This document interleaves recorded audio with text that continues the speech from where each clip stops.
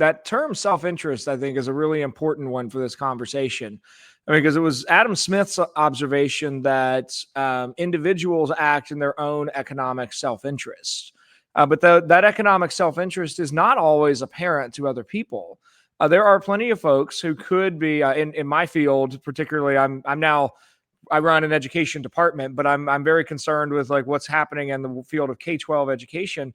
There are plenty of people who could make more money in some other field, and yet they find different levels of value in shaping the hearts and minds and loves and hatreds of children, and doing that in a community of people who are working about this task.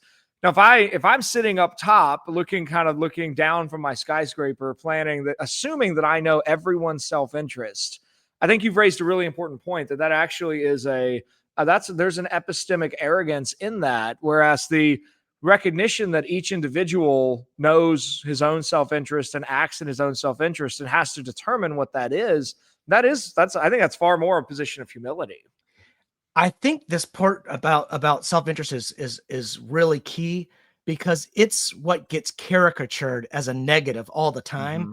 But there is no possible way for any human being to act otherwise than in his or her own self-interest, because we cannot be somebody else.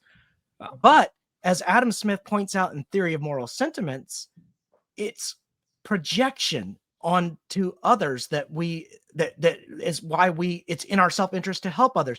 When we see somebody in pain or somebody suffering, we imagine what it's like to be in that person's shoes.